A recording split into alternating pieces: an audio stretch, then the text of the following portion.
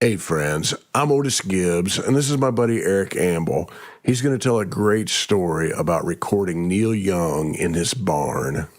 I was producing an album for Nils Lofgren. It became the album Crooked Line. We were working on this particular song.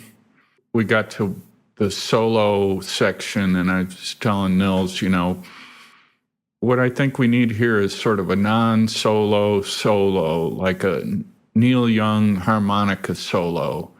And Nils was like, I'll call him. And Neil Young is my favorite artist, and I love the way he plays the guitar, and I like how he sings, and I like that he's one of the few guys that pronounces a hard R like the Midwest people. And so we went out there eventually to do some overdubs at Neil's ranch, and I saw the barn, and his guitar tech, Larry Craig, he took me around, and because he could tell how much of a Neil fan I was, he went and showed me he's got several barns. The equipment barn where they recorded Freedom, and I saw like his amp stash, and he had 10. At one time, I had 3 blonde bassements. Neil had 10 blonde bassements with the matching cabinets. In addition, imagine if you loved equipment and you never had to sell any to get more equipment. So it was really kind of phenomenal. When we were at the studio and kind of waiting for Neil to show up, the engineer and those guys were like trying to, waging bets to see what car he would show up in, because he has a barn. It's actually a steel building that houses all his cars. And when he showed up, they're like, oh, he's got the Stretch. And the Stretch was a 4-door Dodge Power Wagon from 1975, which is like the toughest truck. It really is the toughest truck, probably. I talked to him about it later on a little break because, I was like, man, I love that truck. My band director at the University of Wyoming, he had one of those trucks. And he was like, I got it brand new in 1975. And it had like 1/4 panel was primered and everything. And so they were like, when he pulled up in the Stretch, he comes in and says to one of the guys, get Hank. And I'm like, Hank? And one of the guys goes out, and in the back of his truck, there's a guitar case, and it's not a Martin D45. It's Hank Williams' Martin D45. Larry Craig, had Hank there. He was like, would you like to play Hank? And I was like, oh, I don't know. It's like, well, okay. Like you got to at least, play a G chord on it. And it was a tremendous instrument. It was just, the whole thing was so emotional, it was really hard to keep track of what was going on, especially with this kind of stimulus. I mean, he had a beautiful Neve console. He had NS10s up on his console, but he had someone else make pine cabinets for them that were wood grain, so he wouldn't look at the black Yamaha thing. It was custom. And you're up there in the California redwoods, and it's hard to explain this, but usually when you look at the console and the speakers, the live room is out in front of you, right? Not at this place. There were French doors that opened to the California redwoods, both in front of you and behind you, and then they just had a TV that showed you the recording area. You know how you go to a studio and they have some extra outboard gear, and some is in the rack and some is in little rack cases that are stacked around. And all of those rack cases were made of hand-rubbed teak wood, like the boat. It was overwhelming. Even when he was going from the house to the studio, he didn't do it without Hank. That's just part of his thing. And I mean, for me, it was just the whole day and a half was like a fantasy thing. We wanted Neil to play some guitar on one of these songs, and he got Old Black out, and played it through the rig with the whizzer and everything. He showed me that. They were like, "Do you want to play it?" And I'm like, "Oh my God!" It was I really dug it too. It was set up like my guitars. I run sort of what I refer to as a resistance setup. They're not really easy to play because I don't want it. Nobody said it was supposed to be easy. And Neil's was very much a resistance setup. At one point, we had talked about bringing Neil to Maryland to cut basic tracks with us. And then it just seemed like, it was going to be really hard. And Nils had a lot of great equipment, and I had access to stuff. And I was like, well, I know that Neil uses this one specific Tweed Deluxe. And I've got one that I borrowed, and he could Larry Craig was like, "No, we'd have to bring ours." And it's like, "Well, it's a Tweed Deluxe." It's like, "Well, Neil's has been rebiased for 6L6 tubes, not 6V6 tubes. We'd have to bring ours, and then the whizzer." And I'm like, "What's the whizzer?" And people now. There's articles out there about the whizzer, but somebody of his had made this thing. The Fender Deluxe has 3 knobs on it. His buddy had made this thing that would go on top of the amp, and it had electric motors in it that he could activate with the foot switch to actually turn the knobs on the amp. So, like when you see him with that crazy looking pedal board, this big red thing that has all these switches on it, all those things are going to pedals and different things, and they're going to the whizzer. So when he wants the amp louder, he hits that, and this thing turns the knob on the amp. Which is kind of like the greatest, like you've done it yourself. You've turned around in the middle of a song, and that's really the best way. So his amp was on 6, and then he could nudge it up to 11 with his foot. So he did this fabulous harmonica solo for us. He does a few passes of the harmonica solo, maybe 8. And then he comes back in, and he's like, okay, it goes 3 to 5 to 8. That was the comp. Like, he had the comp in his head. And, it sounded great. But when I got it back to Maryland with Nils, I put up the multi-track, and I really wanted to see if that was it. And it really was. That was the only way it would work. Like, he did the first 3 passes, and he's like, okay, I've got that phrase. Then he did the next 4 and 5. He's like, now I've got that part. And then he was working on the end. So that was really kind of amazing that he had the comp in his head as he walked back into the control room. Neil at the time was kind of recovering from a really bad bout of tinnitus, and he hadn't played electric guitar in a year and a half.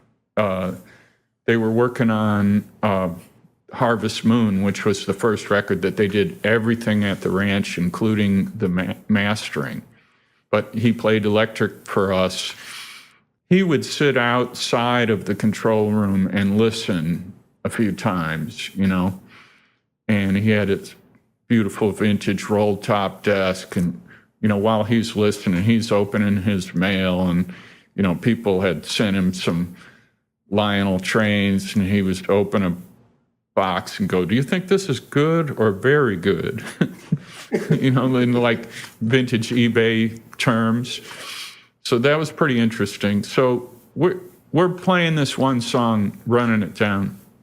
Neil comes in and he goes, "Hey, what's going on? Why are you turning that guitar down?" Nils is like, "Well, Neil, Eric played that on the basic track, and, we're going back and forth, and it's supposed to be kind of a left brain, right brain conversation. But I'm going to replace that, so I don't want you to be hearing that." And Neil is standing there, Nils and I are sitting at the console. Neil is standing there, and I don't know if he's a pretty big guy. So he's standing right there, and we're looking up, and it's feeling more and more like a Clint Eastwood movie. And he makes us wait. We're like, and he's like, "Well, Nils, I think you'd be making a really big mistake." He goes, "What Eric played there was sick and awful and great, and you really need to leave that there." And Nils was like, "Okay."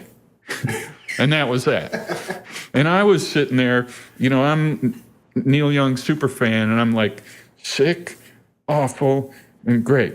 I got it. It's my tombstone. This really was a fantasy for me to be there, not just as a fan, shaking hands, but I'm the producer, I'm hitting the button every once in a while, "Hey, Neil, could you do that again?" It's just like I always do. And to cap it off, and Neil at the time, he had started with 500 acres that he bought with the money from Harvest to move there from Topanga Canyon. And then over the years, he kept just buying up the neighbors, and his manager got a place right nearby. And so when you went to stay there, and when he didn't take down all these old buildings, he just fixed them all up. So like Ben Keith, the steel player, we stayed at his house, which was on the property. And at one point, and Neil had been, smoking weed throughout the day. He had like some really good weed that he had Ohio blue tip matches, boxes of them all over the place. And his pot was so good, it wouldn't, he'd take a couple puffs and then it wouldn't stay lit because it was really moist. But later on, when work was done, I was able to have some with Neil. And, I'm from a small town outside of Chicago, Batavia, Illinois. And at this one point, we went to, past the joint, and here I'm with my hero, and all I can think of is like, the painting on the Sistine Chapel. And I'm like, wow, I had only been married for about a year, and I was like, what if they asked me to stay? I just have to call home and say, I gotta stay. They asked me to stay. It was a crazy, it was one of the crazy things that happens when you make music, You end up in a situation like that. The fall of 1975, I go to college at the University of Wyoming in Laramie. I joined the concert committee so I can, get into shows for free. And one of the first shows that I worked was Jerry Jeff Walker and Guy Clark opened up. And I knew about Jerry Jeff Walker, but I didn't yet know about Guy Clark. So I was one of the 10 kids that's standing in a line, and the tour manager can pick one or two to help you do stuff, right? And so I'm standing there, and my hair's a little longer, and I got sort of a semi-Western shirt on, and I have a marijuana belt buckle. The guy goes, I'll take that guy. Come on, kid. And he takes me, and it's like, I'm going to help out, right? So he takes me through the backstage and outside, and onto the tour bus. I'm on a tour bus for the first time in my life, you know. I'm just barely 18. And he's like, have a seat. You know, I'm sitting there at the little table. He reaches up here and pulls down like a 2-pound bag of marijuana. And he's like, okay, you know how to do this? You know? And it's like, yeah. He's like, okay, there's 13 guys between the two bands and the crew. Everyone gets 3 joints. So roll them up, you know? So that's my first job in, you know, the music business. And, you know, Jerry Jeff was great. Guy Clark blew me away. So immediately I'm, you know, buying the record and I become a fan. And the tour that I saw, that Guy Clark only did 1 full band tour ever in his life with drums and everything. And that was it. And Steve Earle was the bass player. You know, I saw that gig, and then that when I went home for, I don't know, Thanksgiving or Christmas, I saw that they were playing in Evanston, and they're playing this Evanston's a dry town, and they're playing this sort of folky joint, and I was like, man, if I get a couple cases of beer and bring them, I'm really gonna look good, you know?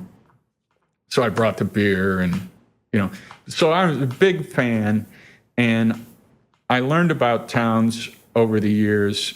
And the photo that you're asking about, there's this photo of Guy and Townes. The woman, Tamara, who made the Guy movie, she saw that photo and asked if she could get a copy, and she wanted to use it in the movie. It is a good, the two of those guys look really cool, and you know, Guy's got his big ring on that he wore for his whole life. So I had just gotten married, and Sid Straw was asked to go to the Winnipeg Folk Festival. And she asked me to go with and play with her. I can go, Sid, but I mean, this is 2 weeks after my wedding, so you have to bring Mary Lee also. She's like, okay, so we all go, and right away we bonded with Guy and Townes. They had been playing gigs together, and we were on, like I got to do one of those workshop things with Guy, and he's singing his song, I'm joining in on harmony and stuff. And that photograph that you mentioned, just before that, there's another photograph of him with his arm around me, and he's like in my ear. And I had been extolling how, you know, the folk festivals are really different than rock festivals. What do you mean? Like, on a rock festival, you get 2 cases of beer, you know. Here you get 2 drink tickets. What are you supposed to do with that? And I had said something like, well, you know, I am kind of a drug magnet. And he goes, well, you know, then get on it. You know, it's like, what do you want? What are we supposed to get? And he's like, I want some serious adult drugs. Like, oh, okay. So we hung with Guy and Townes, and at those folk festivals, all the artists are staying at the same hotel, and they usually have like an artist after party. And I saw so many things. That was the first time I saw the Calton case, you know, that fiberglass case. They still go for $1,000. You know, those guys, and you know, like rock dudes in the 80s, early 90s, they had like Japanese guitars that they would take on tour. They weren't touring with their real guitar, you know, or a reissue or something, where these guys, they've got vintage Martins and they're carrying them in this case.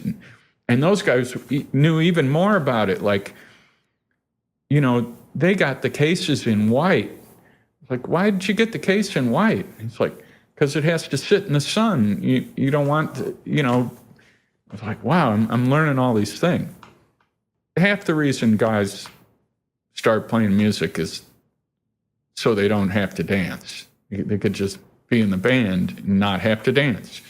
So at the after party, Townes Van Zandt he comes up to me, he whispers in my ear for a minute. And Mary Lee, my wife, is like, what did he say? Well, you'll find out. And then he asks her to dance. But he asked my permission first, because he's a Texas gentleman. The picture that I don't have, that I see in my mind, Winnipeg is flat like a pancake. And so we're at this hotel that looks kind of Soviet and huge, and it's just a flat parking lot. And we're waiting for the bus, and there's hangovers all around. And those two guys are sitting on their Calton cases with their heads in their hands. The Calton case comes to rescue again. I'm standing there in the sun with my Takamine on my shoulder. And I got to see Guy other times, and I got to meet him again when I was playing with Steve. He came to Steve's, I think it was a 50th birthday, big party at the Station Inn. Guy was always friendly to me. I saw him, when he was out there doing it, I think he really enjoyed not being alone doing this, because I saw him a couple times when he was totally by himself, like this one particular time at Maxwell's, he's by himself, and he goes on stage and he orders 2 gin and tonics, and he picks them up like this, like the two of them.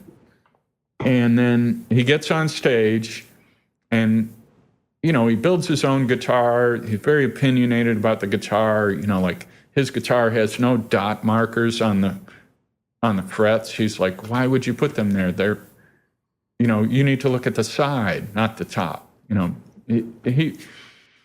So he sits down and kind of in a sort semi-gruff way, okay, Mr. Soundman, I want you to put, he strums the guitar, he goes, I want you to put a bunch of bottom on my guitar.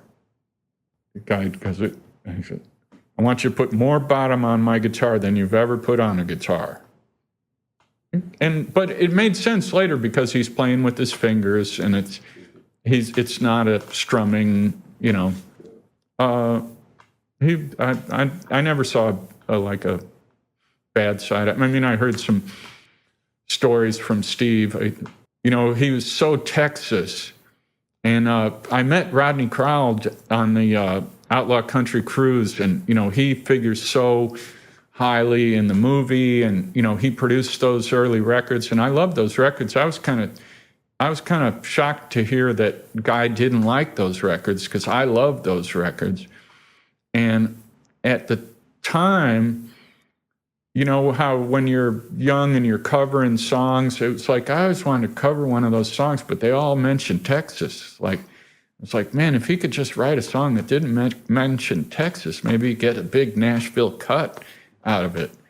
Yeah, I really loved that movie, and I'm lucky that I got to meet him and see him play. And, I love the records. I love all of them. I mean, the idea that he could have all those songs and then right up to the end with that, My Favorite Picture of You, it was this phenomenal song. When Guitar Town came out, we went and saw the Del Lords. We went to go see Steve at the Bottom Line. And I loved that record. I really loved that record. I loved the songs, and I became a fan. We met him. We were friends and stuff. When he had his label, there were bands that I worked with that he liked. He liked the Bottle Rockets. He got them on gigs. He liked Blood Oranges, and then I did a Sherry Knight record, and then he did a Sherry Knight record. So we kind of, knew each other to say hi and stuff like that.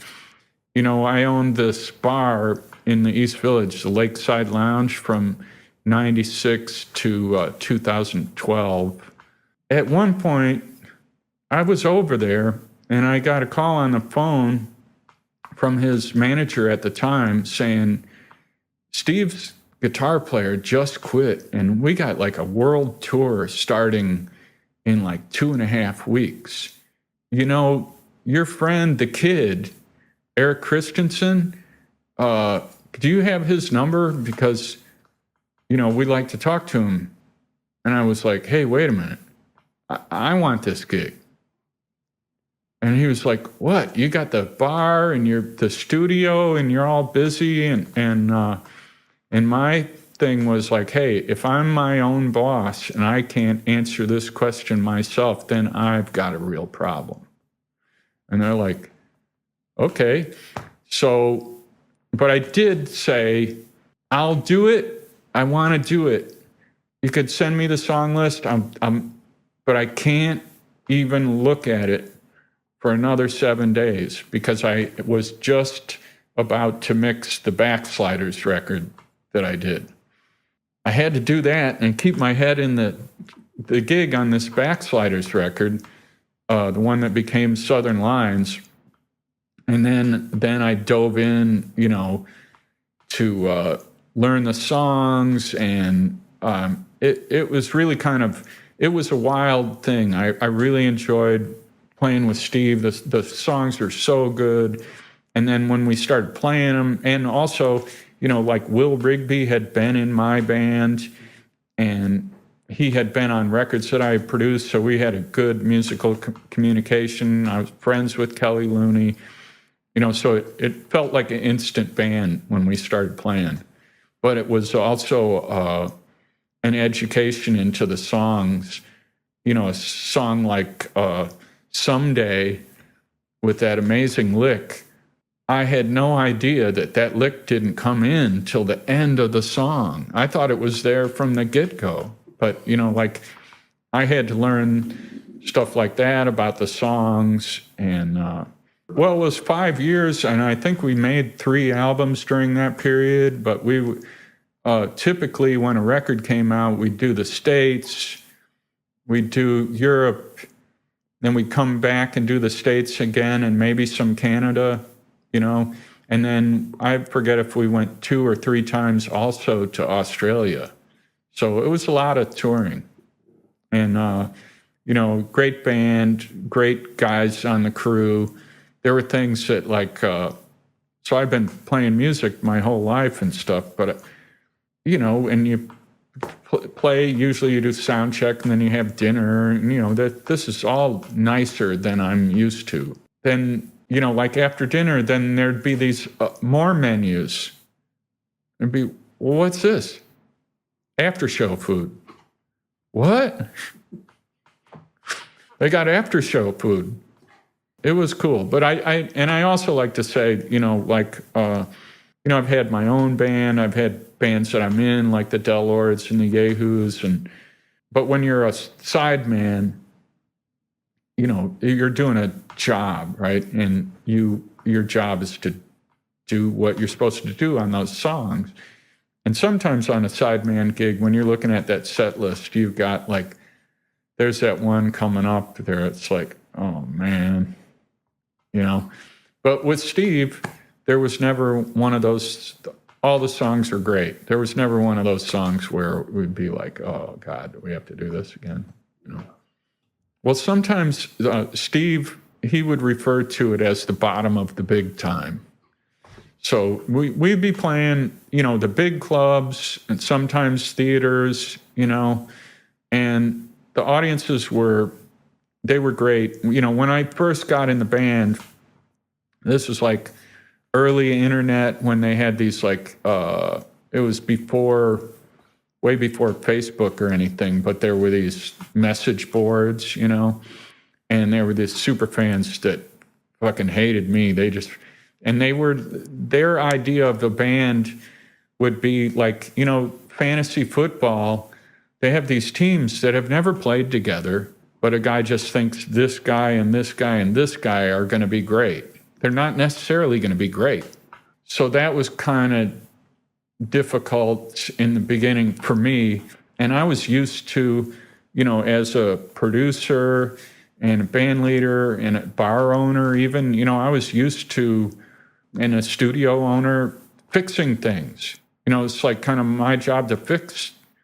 And I had to consciously, I'm here to play guitar and sing harmony. I let these guys do. That was kind of different for me.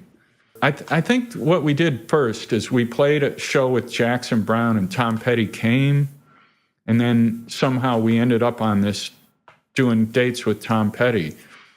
Those guys were super nice, especially Mike Campbell. Like one of the first or second days I show up and they're at my guitar station. I had to cover that gig, I had to have 5 guitars out there, tunings and capos and 12 strings. And I get there and there's Mike Campbell is playing my custom painted Todd Hansen Telecaster, and they were just like guys in a band.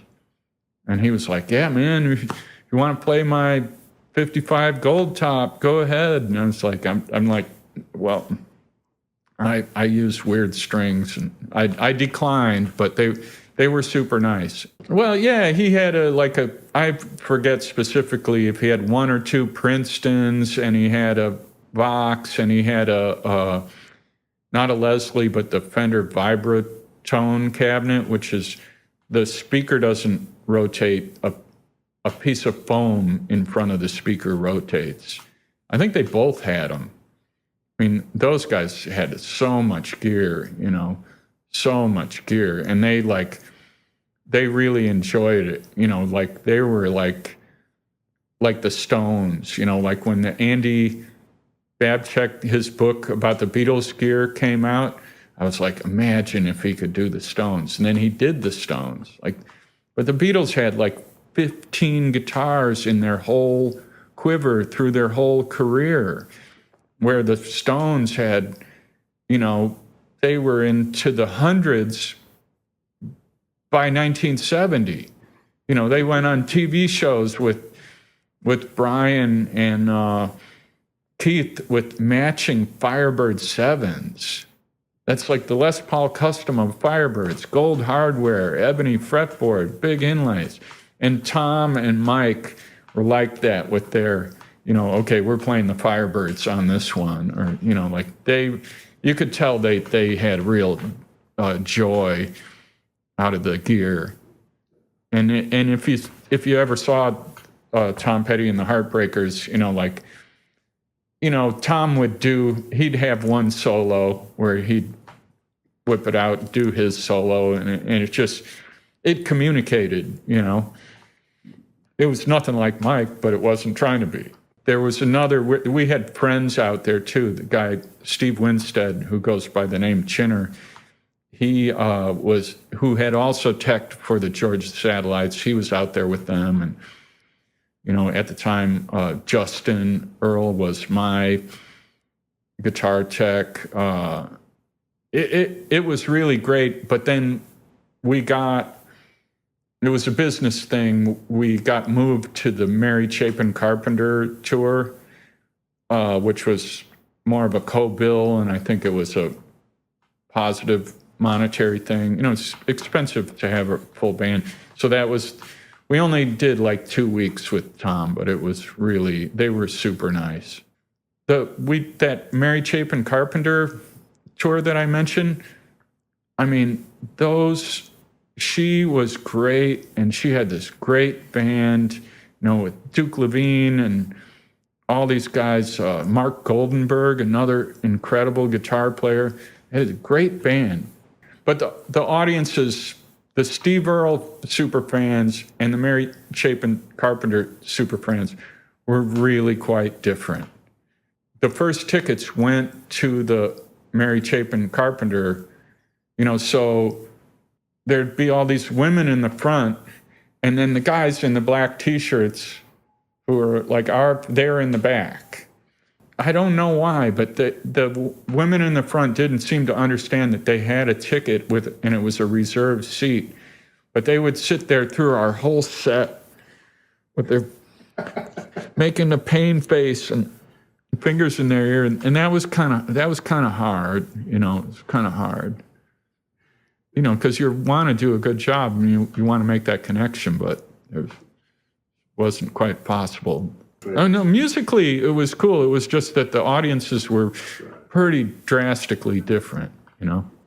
It was, we had a good time, you know. It was like, and, you know, like Kelly Looney had been out with him for so long, and he was like a foodie before people called people foodies. And I mean, there was a lot of places that I went for the first time. Like I never heard about Primanti Brothers until I was out there with those guys, you know, in Pittsburgh. You know, Primanti Brothers, have you ever been there? I don't know. It's like a super regional.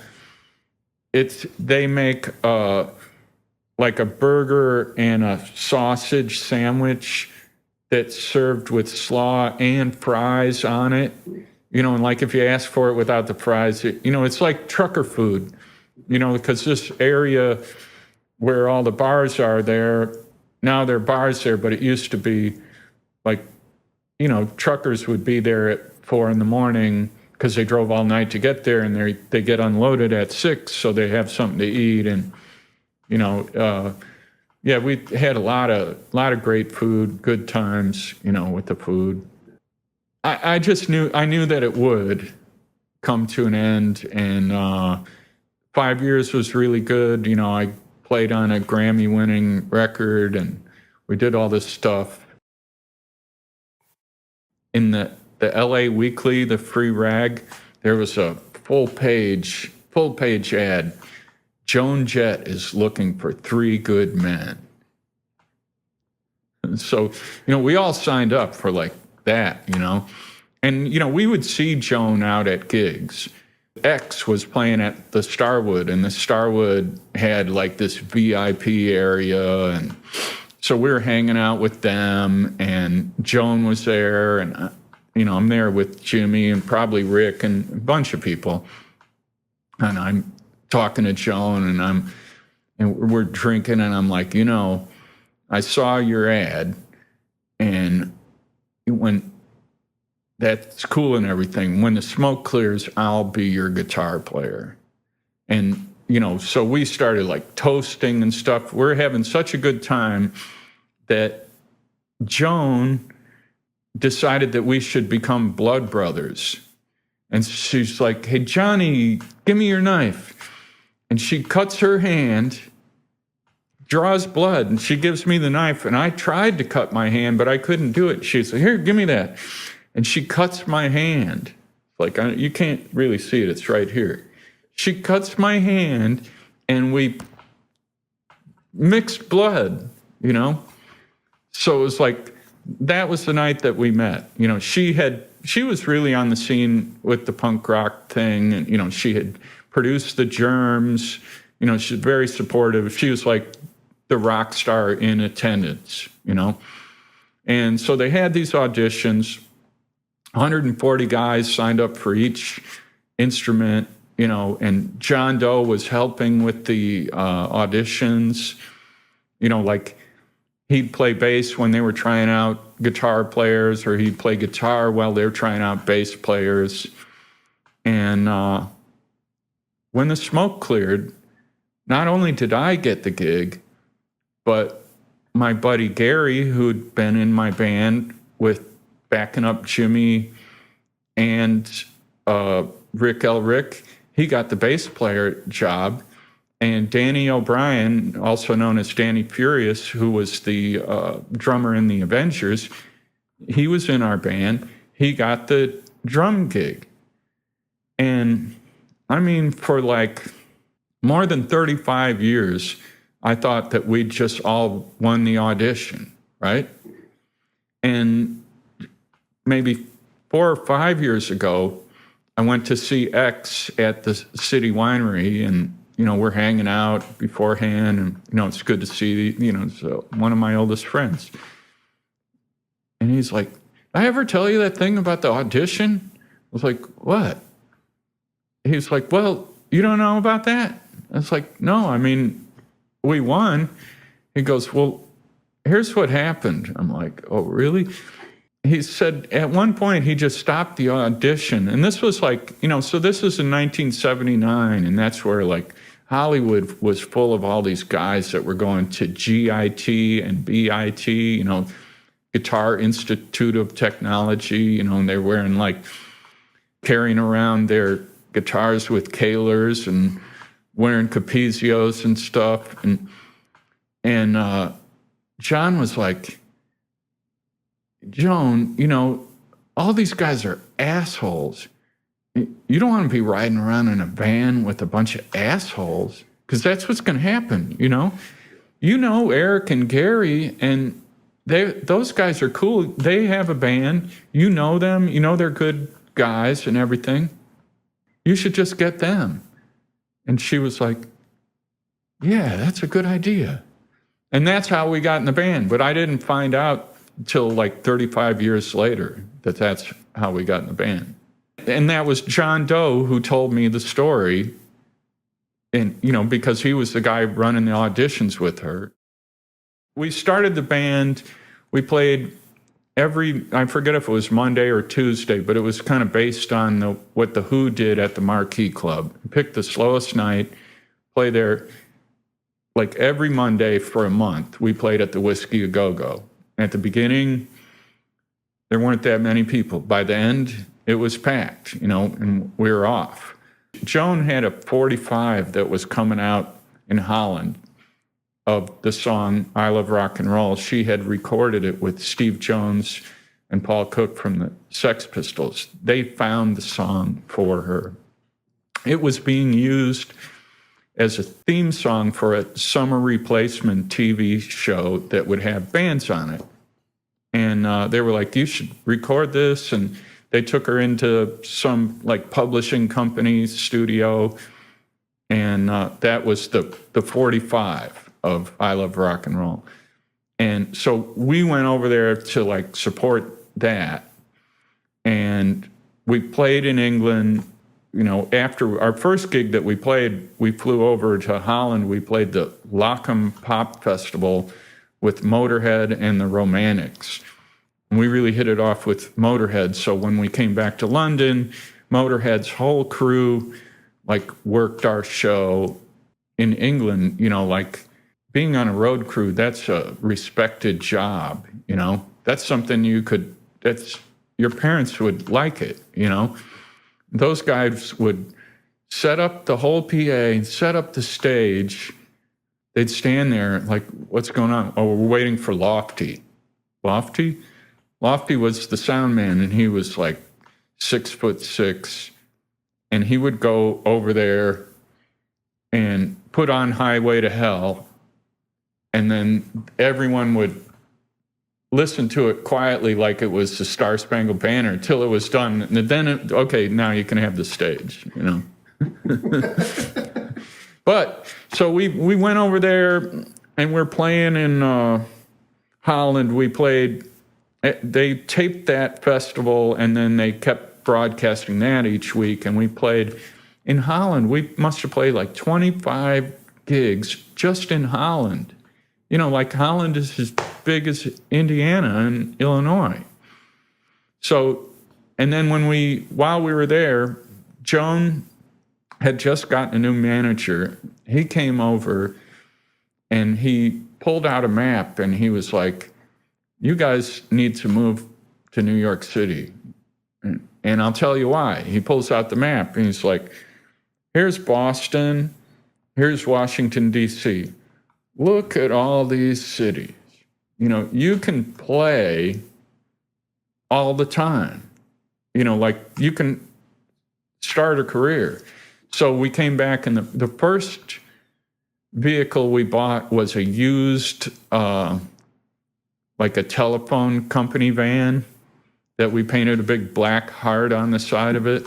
So we had that for a while, and then I think the next tour, when we went out playing with Iggy Pop, the manager, Kenny Laguna, he lived out in Long Island, and he went to some RV place and rented a RV,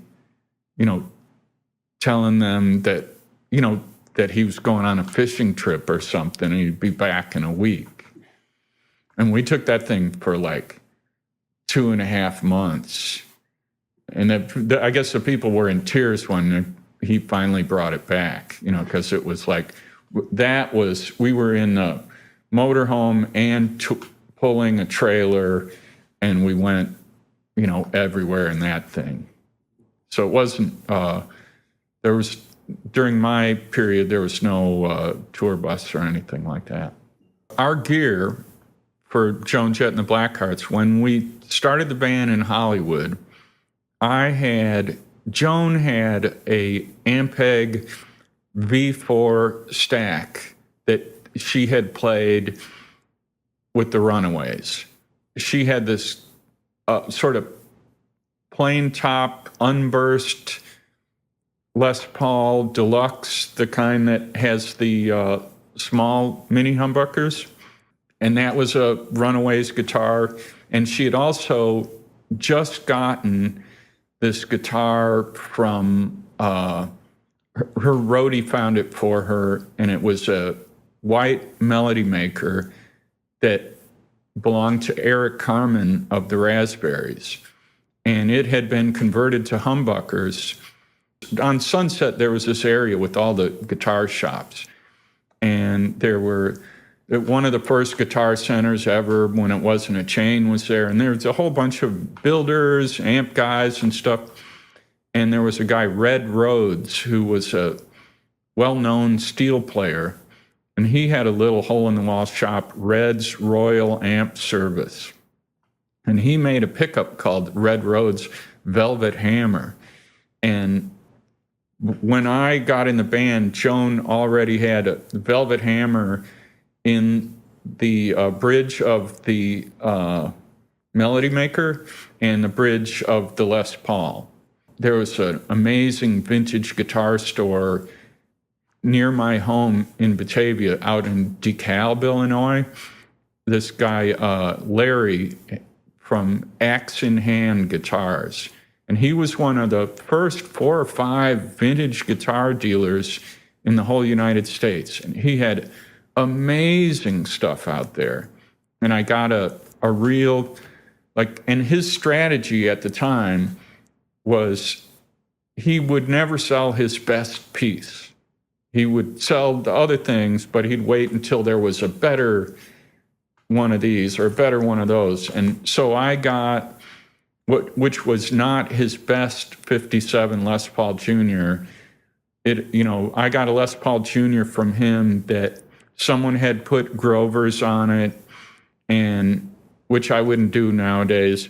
And someone had put one of those badass bridges, which was an intonatable wrap-tail bridge. It's also something I wouldn't do these days. But that was a great guitar. When we came back to New York, our equipment was out in LA, and I had sold mine or just given mine to a friend who eventually paid me for it, and Joan's stuff was out there. And so I was tasked with the job of finding us a new backline.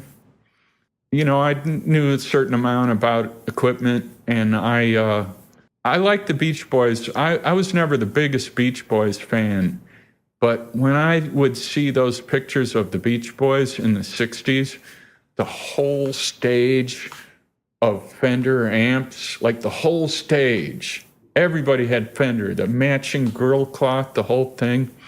And I had that in my head. I was like, and I had seen Albert Lee playing, I think he was playing with Eric Clapton or something, and they were using those Music Man amps, which was a Leo Fender. Yeah, I think it was his first company after Fender. And Music Man had a full line of amps. So that meant we could get 2 guitar amps and a bass amp and have them all be Music Man and have them have that look.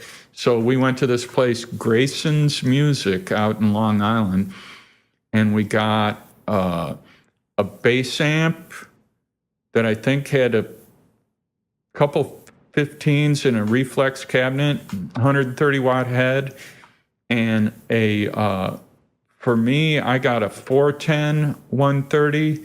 It was sort of like a super reverb.